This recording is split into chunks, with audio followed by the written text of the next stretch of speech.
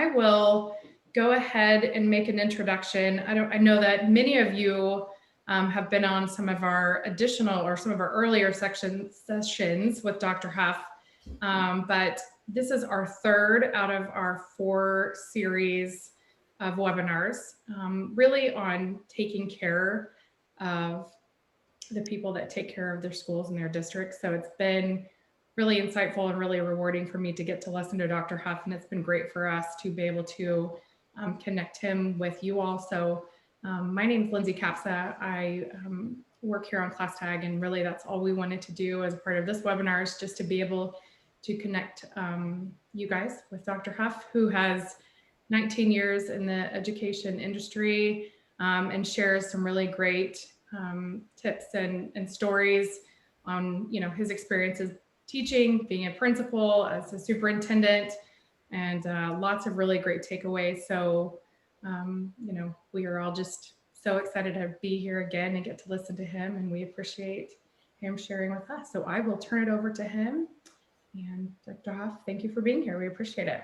Thank you again for having me back, and appreciate everybody joining on the first full week of July. And you know, we never take time off when it comes to opportunities to talk about kids, and really appreciate the opportunity to visit with all of you today. So today's topic, we're going to be talking about creating a community of care and developing integrated systems of support that put kids first. And we talk about integrated systems of support. What I'm really talking about is all the resources that you have locally. You know, resources exist in your business community. Resources exist amongst your human service agencies. Resources that exist with the schools, and you know, the parents, and our faith community, and bringing all that together to create these wraparound structures, support systems to meet our kids right where they are. And we'll talk more in detail, but I wanted to kind of frame things up there. Headphones are not being headphones. And then, as we get started here, it'd be good if everybody can mute their microphones. That'd be really helpful. And we'll just get rolling. And if you have questions, feel free to pop those in the chat box, and we'll have time at the end for some Q&A, and we'll jump into that. And again, happy to, I'll have my contact info at the very end, and feel free to reach out afterwards if you want to chat some more. So as we start talking about this concept of creating systems of support, the first question I want to ask all of you is you reflect on the kids in your community, especially given what they've been through in the last 18 months or so. What are some of the things that you're seeing? How are the children in your community? What are some things that you're seeing? Some things that worry you a little bit about your kiddos as they come back to school this fall, and having had now this summer. After an really odd last school year, hopefully getting back to some normalcy this fall. What are some of you may have had students return this last spring and got a chance to see firsthand, some of the impacts that some of the things that kids were bringing back to school with them that maybe you didn't see before COVID that had you worried. But what are some of the things you're seeing currently or are concerned about as it relates to the kids in your community? What are you seeing? The lack of social skills. Social skills? Mm-hmm. Introverts are doing great. Extroverts seem distant. Okay, I see that in the chat box. What else?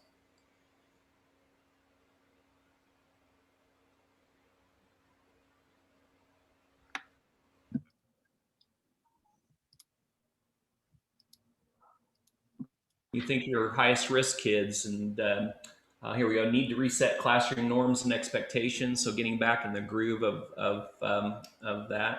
Lots of lost learning time. What are you seeing in the way of basic needs, mental and behavioral health? Are you guys seeing anything there? They're acting out a lot more. Anxiety, certainly. Yes. I remember I was talking to, and keep those comments coming. I was talking to a first grade teacher not far from, that's in a school district that is near where I live. I still live in Joplin, Missouri, and just outside of Joplin, Missouri, she was talking about this last Christmas break, and the kids, she noticed that her first graders were having a lot of anxiety as Christmas break approached. and it got so bad. And she's a veteran teacher; she'd never seen it before. They kind of had a class meeting to figure out what was going on, and the conversation shifted. The kids were scared; they were scared to go back home because the last time they got sent home on a break, which would have been the spring break of that previous school year. They never saw their friends again after that until school got started again on a part-time basis that fall. And so there was a lot of anxiety on the part of students who just didn't understand. They're just kind of on the sidelines, as an observer of all this stuff that's happening related to COVID without a lot of control and a lot of anxiety related to that. Yeah, I had anxiety myself going back. Yeah, I get it. Yeah, same. Anxiety about illness is a really interesting one. I feel like that's happening. I have a 5-year-old that's constantly nervous about that. So I'm definitely seeing that in a lot of things. So there's probably been never a more important time to be having this conversation as to think about the return to learning this fall, and hopefully most if not all schools, if things go well, that schools are able to reopen full time. And I think we're going to see more of the kind of behaviors that you've seen already, as well as some issues surfacing related to basic needs. Families that really struggled prior to the disaster, maybe lost employment, lost income, situations that have changed that have impacted kids differently, and we need to be cognizant of that. It sounds like you guys are all very in tune with that. So as we talk about the work that I wanted to share with you today, I wanted to give you a few statistics just to kind of put things in context about the need for integrated support. Here's an interesting statistic. This was a study done by UNICEF. It said of the 29 developed countries in the world, the United States is ranked number 26 out of 29 in respect to the well-being of our children. And to me, that just floored me when I saw that. And the countries that were behind us, I believe one of those was oh, good grief! It was Czechoslovakia was one of those countries. And here we are, the wealthiest country in the world, and the well-being of our children aren't healthy. We have some issues there. Additionally, just a statistic, if you will, a study that was done by the Southern Education Foundation just a couple of years ago, but it was based on 2013 data. They identified that in 2013 that the majority of our kids, for the first time in the history of our country, had that qualified for free or reduced lunch, which is obviously the measure that we use in our schools to measure poverty in our schools. And you can find your individual states there. But again, this was in 2013. I know in Missouri, when I left the superintendency in Joplin in 2015, as a state, we were sitting around 52% at that point in time. So that was 3 years after the study was done. But more than half of our kids in this country qualify for free or reduced lunch at this point. And here's a picture. I want to share this. Is there anybody? I'm going to see what test your history skills. Who is this guy? Who wants to take a shot at that? Put it in the chat box. And I'm not giving grades today, but I'm going to challenge. Who is this guy? Close. FDR? Nope. Not Hoover. Nope. Truman. Got it. Good job, Diane. Harry S. Truman. I had to pick him because Harry S. Truman, he's actually a Missouri boy. He's only president to ever come from the state of Missouri. Was born not far from Joplin, about an hour north of where I'm at currently. And the reason that was important to me to share was that in 1946, and I've been saying this for a long time. I served as an elementary principal for a lot of years. I saw it as a classroom teacher, and poverty matters. And I think that we all know that. And as we think about our children in poverty and the need to, and in fact, all kids needing these integrated systems of support put in place. Certainly, our kids that are most needy need the most help. And I'd always said that the well-being of our children and this issue of poverty and how it impacts our kids is probably one of the greatest threats to our national security of anything that we're currently facing. And and I'd said that for a number of years. And after I left the superintendency, I started doing a little bit of research into the National School Lunch Act, because I figured, when that act, whenever it was initiated, there was probably some research or some philosophy behind that act as to why it came to be. And so I was doing some research. I found the original text of the bill, and in that text it said this. So it is hereby declared to be the policy of Congress as a measure of national security to safeguard the health and well-being of our nation's children. 1946, they were talking about this issue of poverty and that our kids need to have food in order to be able to learn effectively, and it was a critical part of our national security. We also know that poverty, and I don't know how many kindergarten teachers we have on the line today, preschool teachers, my hat goes off to you. That is one job I could never do. But one of the things that we do know, and I saw it as an elementary principal, and I always loved going into kindergarten and preschool classrooms when I was a principal because they love you no matter what. You know, that's where I always went to get my hugs and my pick-me-ups. But we know that kids entering on that first day of kindergarten, the socioeconomic status of the families that they come from has an impact, unfortunately, on where those kids start on that first day of school. Their life experiences, whether they had exposure to books and literacy and language development, and all those things have an impact on kindergarten readiness. And we know that there are several standard deviations difference between students who come from high-income families. And the research shows, where they start on that first day of schools in terms of their cognitive skills and their reading skills in comparison to their low-income peers. And that's not okay. And we have to figure out ways to level that playing field so that kids are starting this race of life in kindergarten at the same starting line, and so that they're not starting behind. That our kindergarten teachers, if there's any of you on the line, I know would attest to that. So one of the things I like to do when I'm working with communities to start having these conversations around these integrated systems of support, sometimes you have to kind of break through with the adults first. And so this is where I start these conversations. So I'm going to start with this statement. When you eat right, sleep well, exercise regularly, maintain healthy relationships, and feel you are a part of something bigger than yourself, you're more productive at work. I think we would all agree with that. I always get a lot of head nods when I talk to groups and communities about this statement. And when the stars are aligned and everything's working well in your life, you're a better husband or wife, you're a better parent, a better employee, and more active in your community. We have more to give. There's more of us to give. When the stars are aligned, things are clicking along well. And on a scale of 1 to 5, with 1 being hardly at all to 5 being devastating, what takes you off your game? Okay, an argument with your spouse, financial problems, one of your children is in legal trouble, a good friend hurts you, spouse suddenly loses a job, you wrecked your car, critical health issue with you or a loved one, death of a close family member. I mean, that list could go on and on. And I know, and I tell the story about losing my father-in-law recently, and how that took it was sudden, it wasn't expected.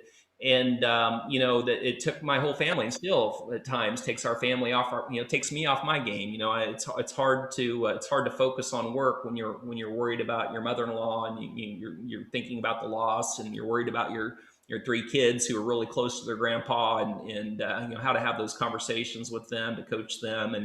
And so the point being is that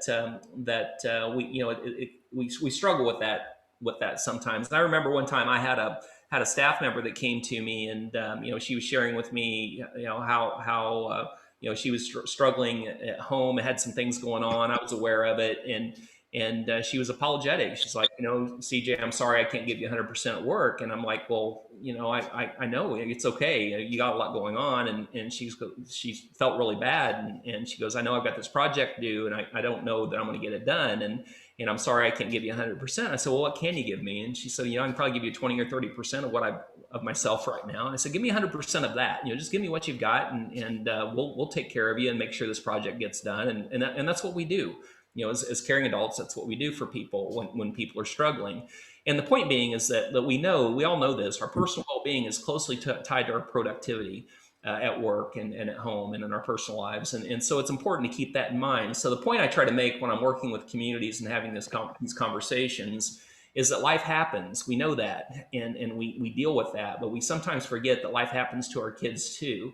And kids, and I hear that. And those of you that don't know my story, and this is our first time to visit, I was superintendent of Joplin Schools when we had an EF5 tornado blow through town on May 22nd of 2011. It's hard to believe, but it's been 10 years this year that happened.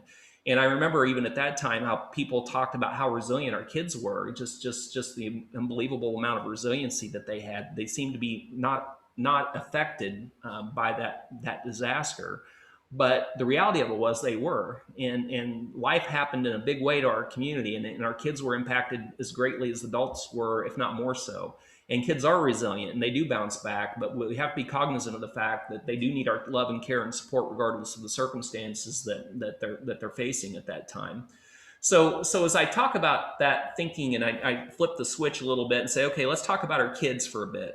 And so on a scale of 1 to 5, with 1 being hardly at all to 5 being devastating, how does this apply to our kids?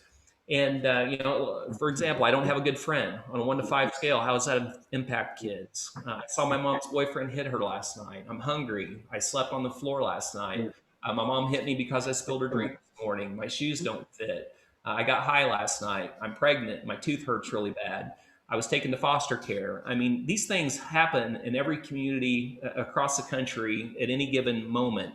And I know that there are things on this list and other things that aren't on this list that happen to kids that are in your communities last night. And when school starts this fall, there are going to be kids coming to school that have been living through a lot of trauma for the last number of months and maybe their whole life. And now they're coming in our classrooms and they're going to be needing, I don't know expecting, but they're going to be needing love and support of the classroom teacher and the people in that classroom and frankly, the entire community to help get them back on track. And so as we talk about creating these integrated systems to support our kids in a post-COVID world, I think it's important that we keep this in mind, that we all give our kids some grace. I saw a lot of quotes, seen a lot of comments in the chat box about just anger issues and anxiety issues, and we're just going to have to be have a lot of grace with our kids. Maintain high expectations, but give them the love and the support that they need so that they can get through this as well. So when I put this up, most educators tend to moan and groan a little bit. So but there's a method to my madness here. We all know what Bloom's taxonomy is, and we know that we use this to generate tests. States use it to generate those beloved state assessments that we're all required to give kids in the springtime. And the idea being that we don't want kids down there in the bottom of that pyramid. We want them creating and evaluating and analyzing, and tests are weighted more heavily for that type of work. And those are the most challenging test questions to grade. And the list goes on and on. You're not tired. You're so sleepy. That wasn't on my end, guys. So the idea being is that we know Bloom's taxonomy when we see it, and we use it in a lot of ways and for curriculum development, assessment development, and so on. So I'm going to show you another pyramid, and you guys are probably familiar with this one as well. Maslow's hierarchy of human needs. And we've seen this, we've all seen this, we're familiar with it, and we get it, and we understand it. But as we think about meeting basic needs like food, water, air, and shelter, and moving up into safety needs and feeling love and compassion from others and for others, building on that to create that strong self-esteem and then ultimately becoming self-actualized and feeling like you're a part of something bigger than yourself and that you have something that you yourself can give. And I think that ultimately our goal, and when I talk to politicians and policymakers and others, school leaders and what have you, folks that are in decision-making positions, I always reference this. And the question that I'd like to ask for people in the group, and it's a two-part question. The question is, which one's more important, Maslow's stuff or Bloom's stuff? And if so, why? What's your rationale? Which comes first, Maslow's stuff or Bloom's stuff when it comes to learning? You can just drop those comments in the text box.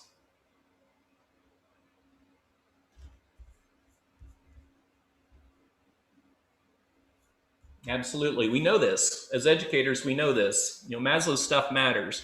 I was working with, in Fairbanks, Alaska, there was a minister that was at one of the meetings where I was presenting this concept, and he made this statement. Maybe you've heard it before. It was the first time I'd heard it. He said, "An empty stomach has no ears."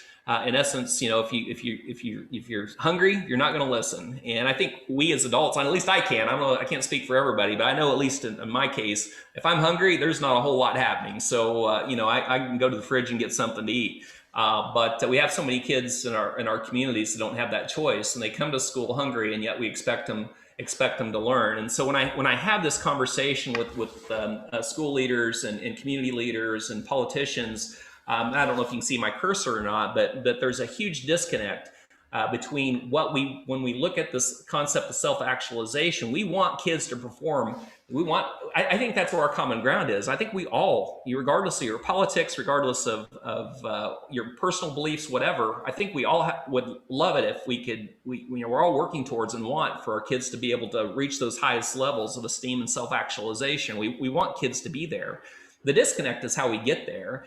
And I think sometimes a lot of the policies that we see developed at the national and state and sometimes even local level is more focused on achievement at the highest level, as opposed to without connecting the dots between the needs of individuals, those inherent needs that we all have, that we have to have in place in order for us to be successful. And this is true for our kids too. And so I go back to that staff member that I was talking about earlier. If she had come to me and said, "Hey, CJ, I don't have 100% to give," and I said, "You know what? You're hired to do a job, and I don't care what you're dealing with right now. I expect you to give 100% of 100%. That you got to meet this deadline, no choice." I would refer to that as a hostile work environment. And I think too that when we think about that and apply that in the context of our kids, and we think about demanding excellence and high expectations for academic achievement, without acknowledging the fact that over 51% of our kids qualify for free or reduced lunch, and we have many of them are going to be just fine, but many of those kids are going to struggle as well because of some of the extreme needs that they have. And then you layer on top of that the other 49% of kids who can be at risk at any given time, given something maybe happening in their personal life or whatever, getting involved with the wrong people or what have you. And there's a big disconnect there, and it worries me. And I'm starting to see a shift in the conversation around this, but it's worried me for years that we're putting a tremendous amount of pressure on educators to expect excellence from our kids in terms of their academics. And yet at the same time, we're doing very little from a policy standpoint to address some of these lower level basic needs that we all know, it's just common sense, have to be addressed in order for students to be able to perform at high levels. And so with that said, I want to also state that I don't believe that we should use that in poverty or the situation as an excuse, but we have to create integrated systems of support in our communities to stabilize children and youth, and do the very best that we can so that they can give 100% of whatever it is that they have to give that particular day, so that they can focus on their learning. And so it's really about that balance between having high expectations for academic achievement, but doing our part as adults in the community to create the systems to meet those needs, so that at any given time kids are being taken care of, and we need to be responding to those needs as quickly as possible. So I'm going to talk a little bit today about a framework I developed about 10 years ago that I'm really proud of. We currently work in about 70 communities in 8 states that are implementing this framework. And it's a Bright Futures framework. And there are 3 basic elements to this framework that I'm going to dive into here in just a second. But before I do, I just kind of want to establish that this is not a program. This is a framework. And I've seen enough programs come and go as a superintendent that people say, if you'll just do this, X will happen, and it never works that way. It's not that simple. But I think we all know what this is. This is a picture of a Christmas tree. In my house, we like to get those. We skip Thanksgiving. We go straight from Halloween to Christmas in my house.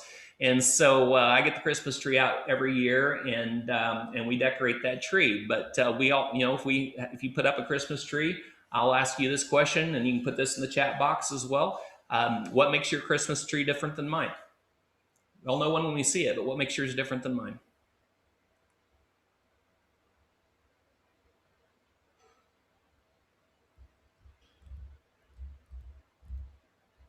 Yeah, the decorations, the lights, what you put on it, the ornaments that you hang on your tree are different. So in our house, the ornaments we hang on our tree may be something that we picked up. When my wife and I first got married, we celebrated our 24th anniversary a couple days ago, and we still have ornaments that we bought at Walmart whenever we first got married because we couldn't afford anything else. maybe something that's a family heirloom that's been handed down, something that we picked up on a family vacation, something the kids have made, something they made at church or at school or whatever, and we hang it on our tree. And the point being is that we decorate our trees, and they may look very, very different, but at the end of the day, it's a beautiful thing. And for me personally, our tree tells a story. It's like I'm sure your tree does too. And you look at your trees, and there's memories associated with those ornaments. And as we talk about this work of creating integrated systems of support in communities, I want you to think about it in that context of ornaments. Every community has unique ornaments that are special to that particular community. You have systems and programs already in place.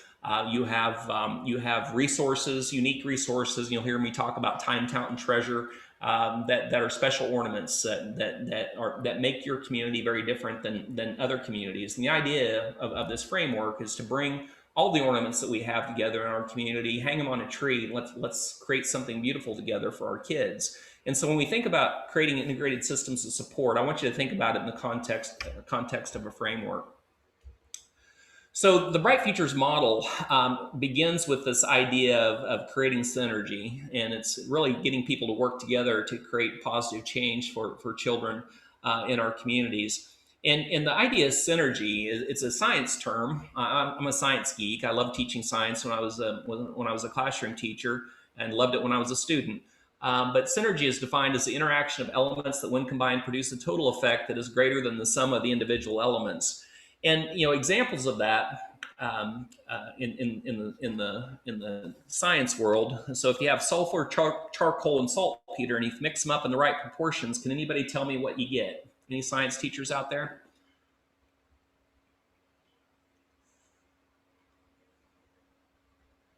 This is a safe place to be wrong, so give it a shot. Sulfur, charcoal, and saltpeter. What do you get?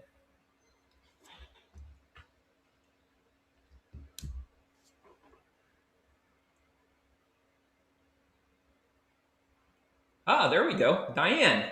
All right. Either you just know everything, Diane, or you're cheating using Google, but whatever works. I'm good with whatever. Okay. All right.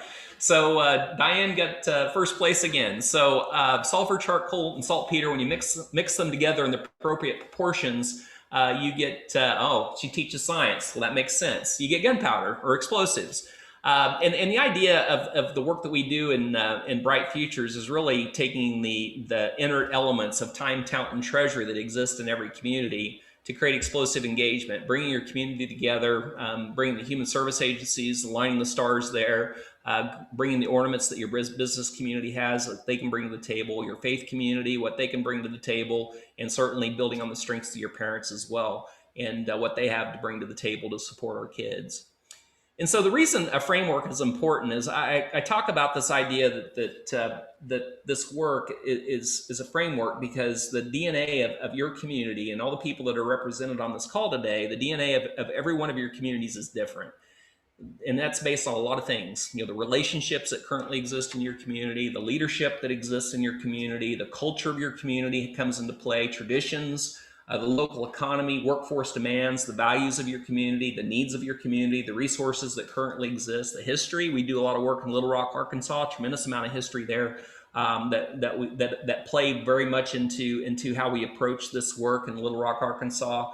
Politics, unfortunately, comes into play, but it is what it is, and we have to navigate that, and so that makes it different in every community, and that list could go on and on and on. And so it's just important to remember that as I talk about this work, it looks different in every community. So it's a framework, just like, I was talking about the Christmas tree. Your Christmas tree in your community is going to look different than the Christmas tree down the road. And it's all about what you have to bring to the table to support this work. And so when I talk about this idea of community engagement and how we can create these integrated systems of support, it's really important to understand that community engagement, it's a process. It's hard work. And so I like to use the example of the courtship to marriage continuum. And I guess this is really relevant right now since I just celebrated my anniversary after my wife's tolerated me now for 24 years. Hopefully I can get another 24 out of her. I'm not sure I'll be able to get much more than that, but we'll see. When I met my wife for the first time, it started with a conversation. I didn't walk up to her and ask her to marry me, even though I wanted to. I didn't. But it started with just a basic conversation, and then we had our first date. Got our phone number, and we went out on a date together. And I'll ask this question for the group: what's more important than the first date? This is not a science question, Diane, so you're gonna be challenged on this one. What's more important than the first date? Second date. Excellent. Look at you go. Look at all the callback. The second date. It's right there. The second date's really important because that says that you liked each other enough that you're worth another shot. And then we got engaged, said I do, and then as we all know, that's when the really hard work begins. Community engagement's a lot like that.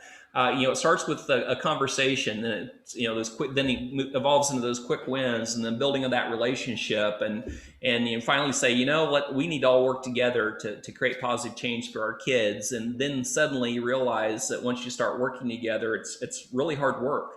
And so I don't want to sugarcoat this. As we talk about Christmas trees and all these warm fuzzies, if you want to do this work and do it well, it takes strong leadership at the community level, and it certainly takes the willingness to commit.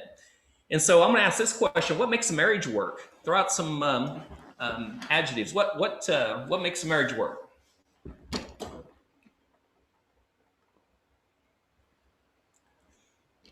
Compromise. Excellent. Communication, compromise, trust, communication. Keep them coming. Communication, self-sacrifice, communication. I'm seeing a trend. Laughter. Love it. Got to maintain a sense of humor.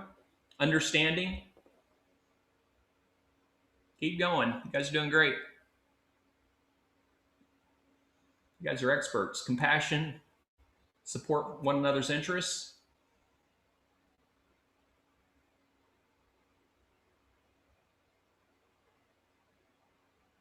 Transparency is one that comes up sometimes. Friendship. Compromise. I mean, all those things that we know that takes that makes a marriage, mutual respect makes a marriage work. When we talk about this concept of community engagement, it's the same things. It is exactly the same things. We have to be willing to do all those things and be open and honest with one another, and be respectful and trusting, dedicated, committed. Having mutual direction in life. Setting goals. Where do we want to go, and working together towards that.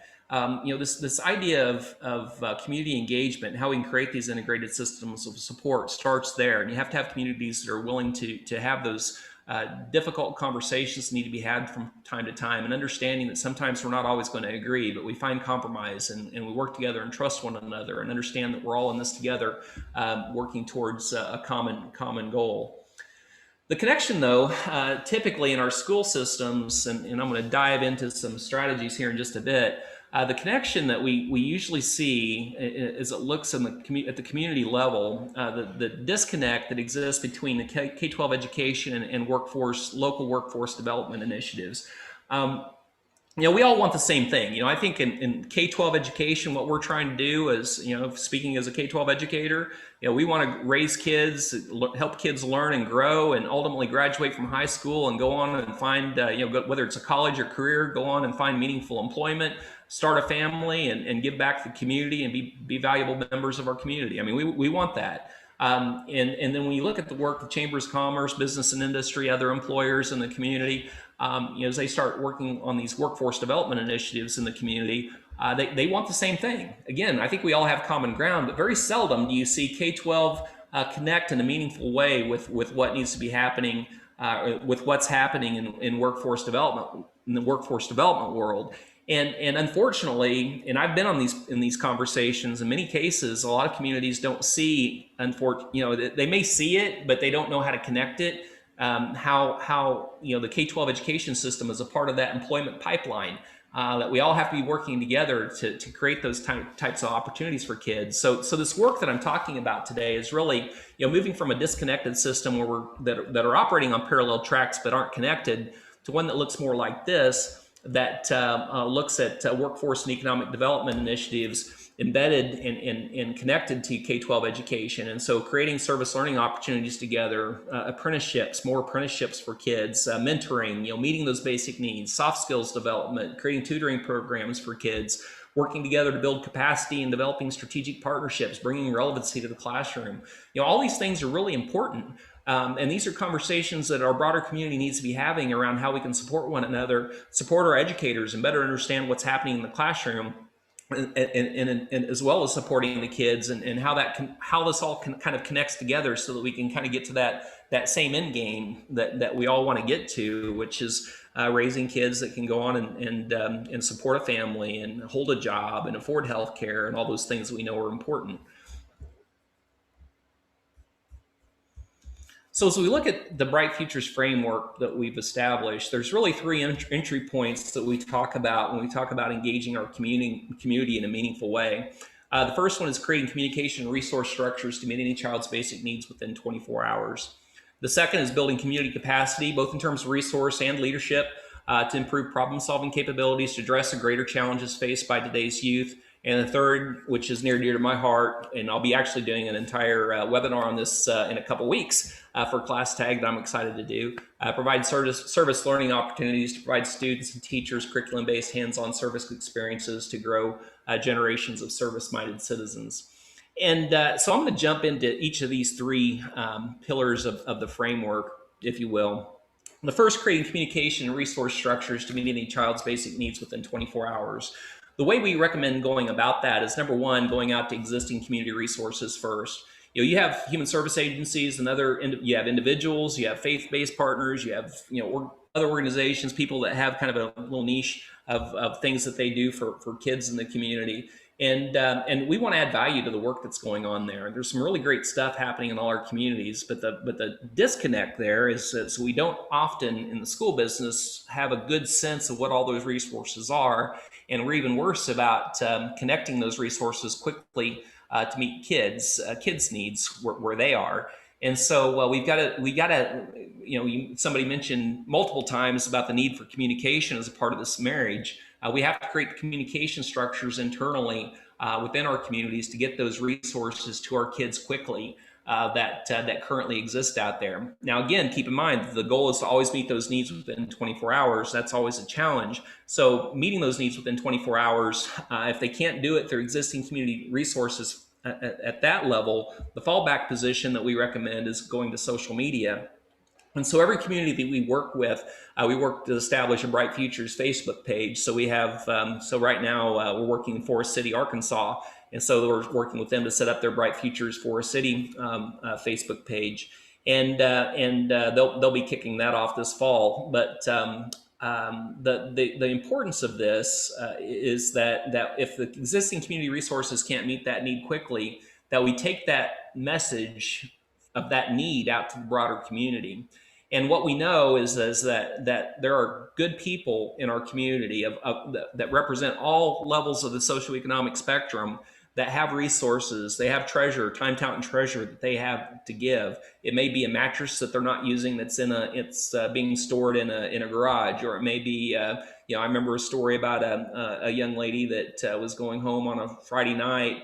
She was a new mom and she didn't have infant diapers for her newborn. And we found out about it, after all the human service agencies were closed. We put it out on social media. We obviously don't name the student, but put it out on social media. And it was another mom out there that had a half a bag of infant diapers that her child had outgrown, that was just sitting on a shelf in her closet that she didn't want to get rid of because they're expensive. And she was able to deliver them to the school so that young lady had some diapers for her newborn to get her through the weekend until the right agencies could get hooked up with her on Monday. I mean, it's stuff like that. And so creating those opportunities to get the community to rally around our kids in a meaningful way, and getting people at a broader level get engaged is really important. Here's an example, a specific example, one from Bright Futures Joplin that we did a few years ago. So we put this story out there. It says, "Help, we have a high school girl in need of a nice outfit suitable for interviews. She is on her own and working hard towards graduation and finding employment." In those two sentences, you'll notice we didn't identify the girl. We had a 2,200 student high school, so you'd think 1,100 of them were girls. So we put this out there. We told a little bit about her. She's a high school kid. She's on her own. So she's obviously doesn't have parents in her life, and she's probably living in an apartment on her own. She is working hard towards graduation, so she's committed to her education, and she wants to find a job. And then it goes on to say she'll need a size large or extra large blouse and dress pants in size 13. And she's going to need a nice pair of shoes to match, because we all know shoes always make the outfit. And just so you know, I don't write this stuff. I would have never thought to put that. You can ask my wife, my clothes never match. And so then it goes on to say, who to contact the school to get help for this, if they can help, get help to this young lady. And so there were 10 comments. But the very first one you'll see there, our wonderful community came through again. This need has been filled with 2 outfits and a pair of shoes. Thank you all so much for your willingness to help our kids. And this is really cool because it gives everybody an opportunity to give and support our kids in a meaningful way, but also keeps that sense of urgency out in front of our communities, so that they understand that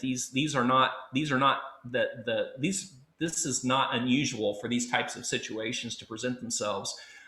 We saw a tremendous amount of dialogue that happens behind the scenes too when these needs are posted, because people want to help. They just want to help, and they're really proud of the community when they step up and do.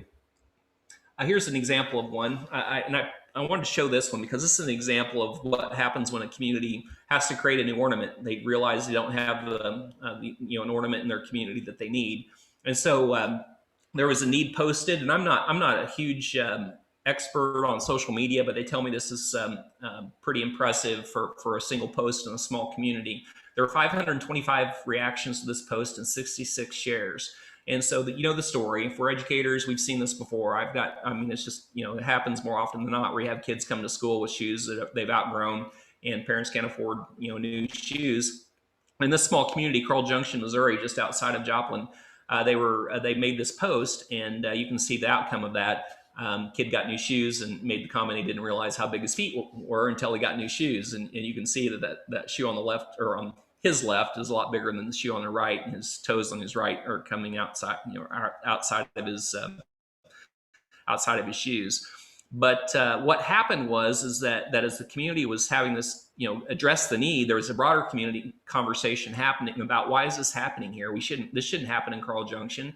And they talked about what they needed to do to fix it. And somebody took it upon themselves to lead the charge. They went to the school district and say, hey, if you can get us a closet or something, we'll work with the community to always make sure that you've got a good stock of shoes on hand. So when you have these issues arise, that you'll be able to take care of it. They didn't have a shoe bank in their community, but they in essence created one because they recognized now that there was a need there. Here's another one. This is actually the first in Star City, Arkansas, the first post that they'd ever done, and you can read it yourself. But they met that need, and again, it was a family, young kids that were living with their grandmother. How many? That's an emerging issue that we see even great grandparents that has to be addressed. But meeting those needs, the Star City they were able to do that in 24 hours. They met their goal, and they were able to get the help they needed for those kids and family. Here's just a post again in Star City where they were talking about all the partnerships they created to put together a back to school fair for their kids. So they're doing haircuts and backpacks and all that stuff. But again, a lot of good work going on there. Really proud of them. This is in West Fork, Arkansas, where they're recognizing tutors. The community, again, the school district said, hey, we need some help with improving reading achievement in our schools. And we had a lot of kids that can use some extra time with an adult just reading and reading out loud. And so they were able to, because they didn't have the resources as a school district, the local Bright Futures advisory board took it upon themselves to create a volunteer program, a tutoring program there, and they're recognizing those tutors at a local school board meeting. Bright Futures Deer Mount Judy, this happened. I can't count how many times this happened. I dealt with issues of this. I don't know how many checks I wrote over the years to help get kids get across the stage. They couldn't afford the graduation cap and gown and all the things that come with that, and they make decisions not to walk simply based on the financial constraint. And here's an example of the community saying, hey, we got some kids like this, can you help? And giving community an opportunity to donate and make that huge achievement possible for those kids. So social media is an important part of what we encourage communities to use to help with that, because it does generate a lot of momentum and keep people engaged. And then lastly, if they can't meet that need within 24 hours through existing community resources or through social media, which very seldom happens once you get those systems in play. The third tier of that multi-tiered system of support there is just having a high needs fund that usually lives inside the school or school district, and just if sometimes we have to write a check, we just write the check and get them what they need so that they have what they need so they can be successful in school. Okay, so the next piece, I'm going to jump over here, is building community capacity. We spend a lot of time, and any of you that are in a leadership role, actually any of you will understand this. How many of you have seen programs, and I'm going to use the term program, and when I tell you this is a framework, things that have come to town, it doesn't matter what you bring to town, as an initiative to improve achievement or whatever. It doesn't matter what it is. We can probably all point to examples of this, but if you don't have the right leadership in place, it will not work. It doesn't matter what you do. If leadership isn't solid and you don't have good quality leadership in place to drive the effort forward, it will not work. I don't care what it is. And that includes what we're talking about here. So knowing that, we've spent a lot of time front loading our effort, training communities and working with communities to build out a high quality leadership team, representative of the community that are going to be responsible for driving this work locally. And so the Bright Futures Advisory Board that we put together will again have faith partners, business partners, human service agency partners, parents, usually have just one person from the school, a school liaison that can kind of be that connector between this community group and the school district. And we want to see that advisory board is reflective of the broader community. And so when I challenge community, I said, if you bring your advisory board together and you look around the room and we do introductions and you all know each other, unless you're a town of 50 people, we've got a problem. We want to bring people with diverse circles of influence to the table that in most cases aren't even connected with one another, and we connect them here at the advisory board level. And we want to make sure that we've cast that net widely, and we want to make sure that there's opportunities for people of all types of status to be a part of this conversation. I was working with a community recently, and they said, what they appreciated that it wasn't just people that had money that were being included as part of this conversation. It was the people that were actually, that were trying to serve, that were a part of this too, that they could lead as well. And recognizing that and their leadership ability and to be a part of this meaningful conversation. And so we really spent a lot of time on that, making sure that we've got a good solid leadership structure in place to make this work go.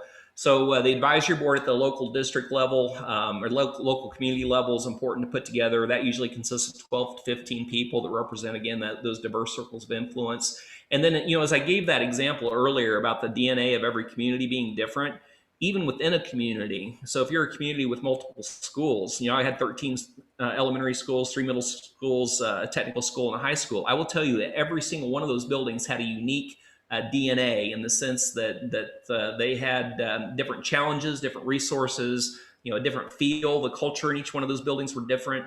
The relationships were different. I mean, just different. And you have to be respectful of that at the local community level, school community level as well. And so it's important to have leadership at the local building level.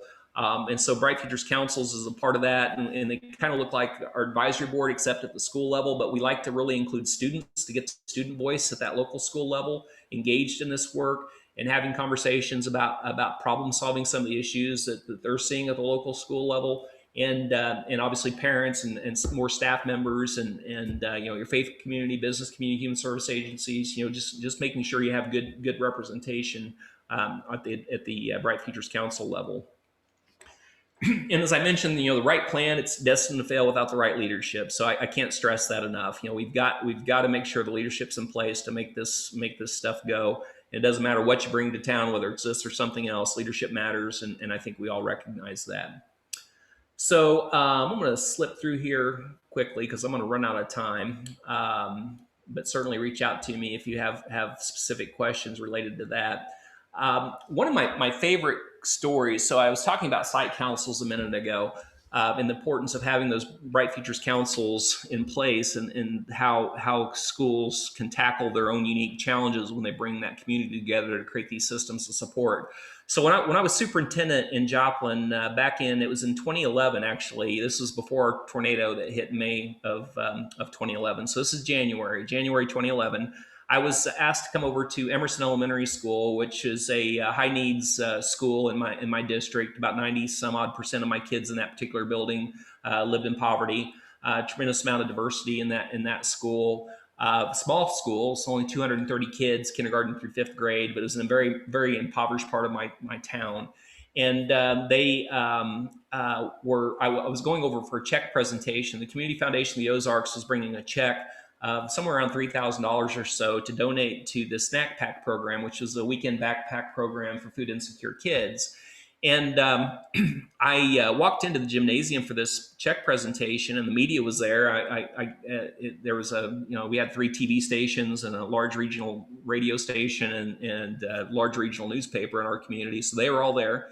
And all the kids were in the room. And that caught my attention because they're all really well behaved. But the thing that really got me was that they were all wearing hand-knitted stocking caps on their head. Now, keep in mind it's January. You'd expect to see some stocking caps on some kids, but every single one of those 230 kids had a hand-knitted stocking cap on their head.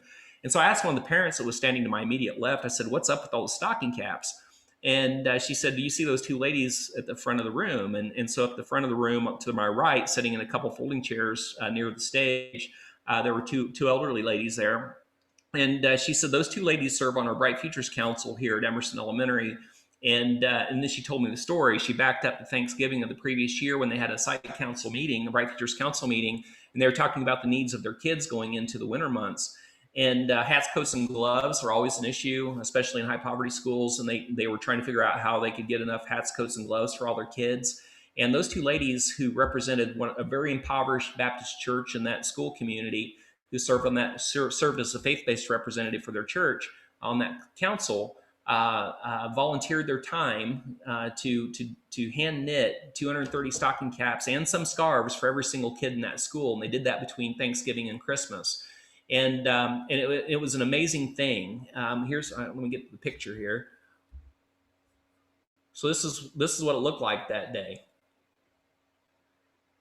And the thing that really impressed me, I knew nothing about this project, nothing about it, which told me 2 things. One, and I honestly, I knew everything that was going on in my district. If you're in the PR world, you understand this is PR gold, folks. This is good stuff. And I knew nothing about it. And the TV stations weren't there to cover that story. They were there for that $3,000 check presentation. And that told me that they were coming from they didn't do this for any recognition. They just did it because it was the right thing to do for kids.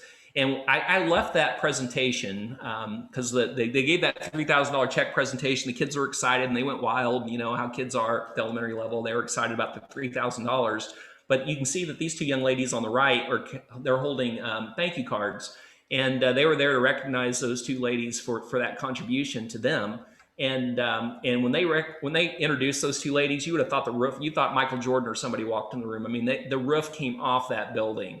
And when I left there, I recognized I never looked at treasure again. In my mind before, treasure was always the cash donations, which I joke about. That's clean and easy. They're easy. It has a long shelf life, easy to store. But in this particular case, when we talk about this concept of time, talent, and treasure, the treasure was the yarn these ladies had in their closet. And the yarn they were able to get donated from area businesses and others that could support this project. Their talent was their ability to knit, and they had the time. They were both on disability, and they're elderly, and they're wanting to be a part of the school community, and this was their way to give. And it was just a beautiful thing. And you talk about just a perfect model for what should be happening for every kid everywhere. I think that they were living that. This is an example. We get all our site councils together in the same room every spring. There's 13 elementary schools, 3 middle schools, a high school, and a technical school, and they brought their site councils together under one roof, and they shared out their brief presentations, but they'd take 5 minutes and do a presentation about the things that they'd done over the course of that school year. And right here, they're working on a project where they're doing a visioning board, where they were talking about their vision for the kids in their school for that upcoming year, and they'd share what they wanted to do for their kids in that upcoming school year. And the beautiful thing about that is it connected everybody in that room together. So they weren't 13 individual school buildings. They were sharing what they were wanting to do for their kids. And people in that room that were listening would, when the presentation would finish, would say, well, if you want to do that, we have X, Y, and Z that might be able to help you, or I'd be interested in helping support you in that. And that's what you really want to see in our communities. I mean, recognizing that every school is unique and that every school community is unique. How can we connect everybody together so that everybody values kids, regardless of what part of town they're from, values them the same and sees them as a part of our system. So again, there's the framework. I've hit on all three elements of that framework, with the exception of this one, which is this concept of service learning, which is giving kids the opportunity to give back to the communities that are giving to them. And I think this is going to be really important, and why I think it's worthy of its own presentation here in a couple weeks, is that when we think about kids from a post-COVID world, what I experienced in Joplin when I was superintendent there after our natural disaster, kids were on the sidelines and they saw the adults dealing with all the recovery work. And, there's a sense of helplessness that comes with that, and a lack. We need to empower kids and make them feel like they have some control, and they have some ways that they can support any given effort. And this concept of service learning is just that, empowering kids, giving them the opportunity to give back to the communities that give to them, so that they see their unique time, talent, and treasure. And regardless of whether they have the means or don't have means, or come from a family of wealth or a family of poverty, that they have themselves something that they can give. And I think that's a really important value that we need to instill in our children and youth. And this is a great opportunity to do that. And I won't go into the difference between service learning and community service. It's a long story that I won't bore you with today. Maybe I'll probably hit that at the next presentation. But service learning just being that, again, that curriculum-based hands-on approach where kids are learning, giving, and growing. And I do believe this to be true. There's no act of giving more sincere than when it comes from a child. I've seen it time and time again, and certainly saw it after our disaster with the giving that came from kids from all across the country that supported children in Joplin. Was really just made me really proud to be an educator, proud to be a parent, just proud, to know that generation of kids was out there, and that we were going to be in good hands in the future. So with that. I want to tell a real quick story, and then I'm going to wrap up with a video and then answer any questions maybe we have in the time that we have left, and I'll be happy to stay on longer if you guys want to chat more. But so quick story about service learning. So when I was superintendent, I get a phone call one day, and it was my secretary. She buzzed me and said, "Hey, I've got this 5th grade boy that wants to talk to you." Now, that's not something that happens every day. Not very many 5th graders call the superintendent of schools. So I thought, man, this is serious stuff. So I said, patch him through. So she put him through to me, and I answered the phone and asked him what I could do for him. And he goes, "Dr. Huff, would you mind coming over to our school? I want to show you something." I'm like, okay. So I hop in my car, I drive across town to Stapleton Elementary School. And I go to the classroom door, knock on the door, and this little girl comes out and opens the door for me. And lights are kind of dim in the room, and she takes me by the hand and walks me back to a chair in the back of the room. And so I started kind of getting my bearings about me, and I looked to my right. My school board president was sitting to my right, which told me this is a really serious conversation. My school board president's here too. And I looked at the front of the room. There was a PowerPoint presentation getting ready to get started, and there's 15 kids all wearing matching shirts and khaki pants, ready for this presentation to start. So just envision that, okay? So I had no idea what I was in for. And so these kids start going through this presentation and did a fantastic job, and started talking about the service project that they wanted to do. And those of you, and I know Lindsay, you'll remember this, Moore, Oklahoma tornado. I mean, that was a huge tornado that happened almost 2 years to the day of the Joplin tornado. It happened, I believe, it was May 20th, 2013. And our kids, after every natural disaster, it was all I could do after our disaster and the giving that came our way, to keep all of our kids from loading up on school buses and just responding to every natural disaster that occurred anywhere. I mean, they just wanted to help because they saw how much support came our way. And so they started telling me this, sharing with me, it was basically a business plan. They had decided they wanted to do something to help the kids in Moore, Oklahoma.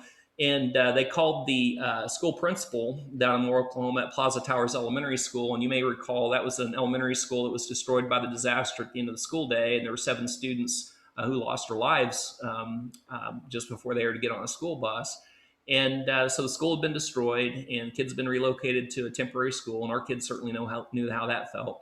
And so they reached out to the principal. This was in September, following the May tornado, to see how the kids could help. And the principal said they could still use some resources for their library. And so the kids came back to the table and put together this plan on how they were going to support Plaza Towers Elementary School library. And they had a two-pronged approach, and their plan was to raise monetary donations, and they had a goal that they'd set for about I think $2,000 or $3,000 that they were trying to raise in monetary donations, and they are also going to do a book drive for the library as well. And so on the monetary donation side, they'd partner with a local accounting firm that was going to help them develop their accounting procedures to make sure that if they were ever audited for the donations that they received, that they'd be able to pass an audit. Which was a great experience for the kids. And they had a budget associated with it because they were going to have to buy some markers and some construction paper, and they were going to do all their marketing and need a little bit of money for that. And then had a couple of events that they were going to do, and so on. And then on the other side, for the book drive piece, they were working with the local librarian, the PTA, and to help them sort through the books to make sure that they were appropriate and there wasn't anything in them that wasn't appropriate. They had also had a budget associated with that. Again, marketing materials and project materials that they needed to make that possible. And then they went into the more detailed part of their budget, had to involve with the fact that they wanted to deliver those resources, the monetary, the money that they raised, as well as the books, to Plaza Towers, which was about 5 hours away from where we lived. And so they called the bus garage to find out what it was going to cost to rent a school bus. And so they got that information, and they did all the math related to that. They researched the Will Rogers Turnpike to see what it costs to get a bus down the turnpike down there and back, what it was going to cost for meals. I mean, everything. And so they got done with their presentation, and I, first of all, I told them this is amazing. I mean, you guys, this is better than any board presentation I'd ever done, and I was really proud of them. And I told them that, and I said, the only question I have that I didn't see an answer to in this presentation was that I don't know where the money's coming from. That you have this budget for what it's going to cost for you to do this, but you didn't show me where you're going to get the money to cover your costs. And as soon as that left my mouth, I realized at that moment that was the only reason that they had invited me to participate in this presentation, was because I was the guy in charge of the district budget, and they were doing their sales pitch to me to cover the cost. And as soon as I recognized that, because there was some uncomfortable laughing happening at that moment, I said, okay, I understand why I'm here. And then this little girl, she's the youngest in her family, I learned, and she played it just right. She got up in my personal space. I mean, brown eyes, brown hair, curly brown hair, tiny little thing, gets up in my personal space and looks up at me with those big brown eyes, and she goes, "You can come with us if you want." So I paid for that trip, and we made that happen for our kids. So I wanted to share that story with you before I showed this video and wrap things up. I think it's just really important to understand, because you won't get this from the video. Once the kids got there, the Today Show was actually there to cover that story, and we hadn't done a press release, so it must have been something they'd done on their end that was picked up by a local affiliate and then fed up to the Today Show. But Luke Russert was there when the kids got off the bus and interviewed our kids, and I just asked that you listen to the voices of the kids from Joplin when you listen to this story, because I think you'll see and hear what I see and hear, which are some kids that were all bought into this project, and certainly understood the ideal of service above self. So I'm going to get this video started and we'll wrap up. Let's begin this half hour with a group of kids who are paying it forward after tragedy. More than 2 years after a tornado destroyed Joplin, Missouri, students from that town traveled to another tornado-ravaged town, Moore, Oklahoma. And as Luke Russert reports, they brought smiles, stories of shared experiences, and some hope for a community that is still recovering. Bonded by tragedy, born out of unthinkable destruction. If anybody could relate to the children of Moore, Oklahoma, it was these kids from Joplin, Missouri. They came 4 hours by bus to share their similar experiences and help the rebuild move forward. 14 kids from our school are coming to bring a check with over $3,000 in books for Plaza Towers. Plaza Towers was the elementary school left in rubble, trapping students and teachers. 7 children lost their lives. We're showing them the hope and the courage that they did. Their school did get knocked down, but they're having courage and they're rebuilding it better than it was last time. While the town of Moore, Oklahoma is rebuilding quickly, new homes are going up, the elementary school is coming back.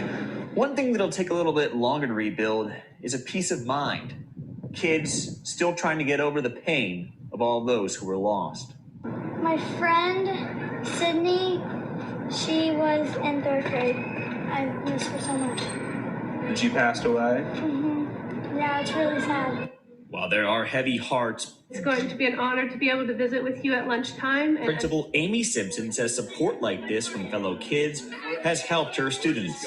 To have the students be able to talk to them one-on-one and have their private conversations about how they feel and where they are today makes a world of difference. That makes me really happy inside.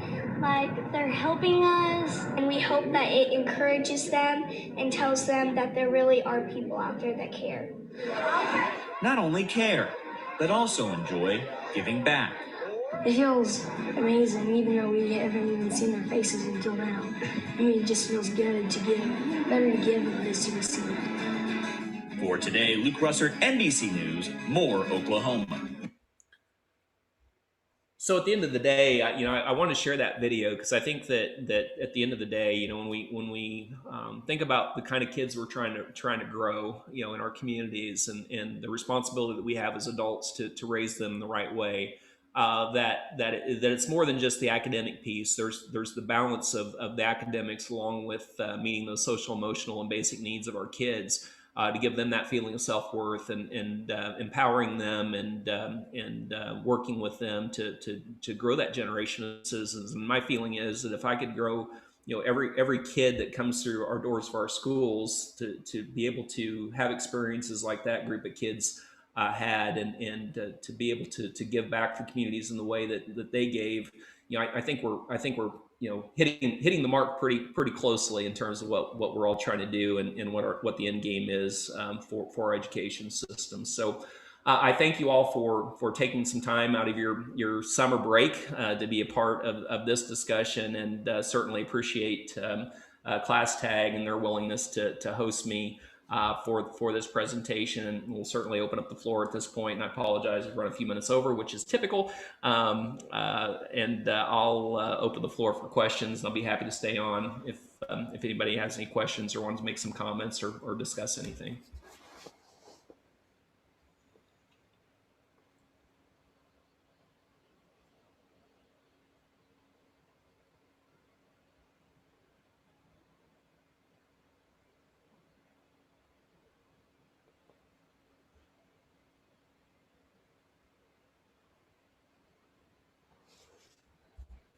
This is called wait time. I've never been good at this.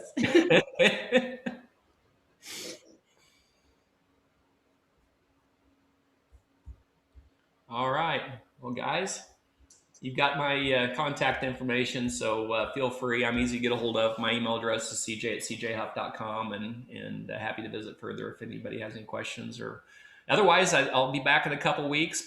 Stay tuned. ClassTag will be sending out some social media posts and doing some marketing around our last piece of this 4-piece series that will be focused in solely on the service learning piece and what we can do to engage our kids and empower kids in meaningful ways.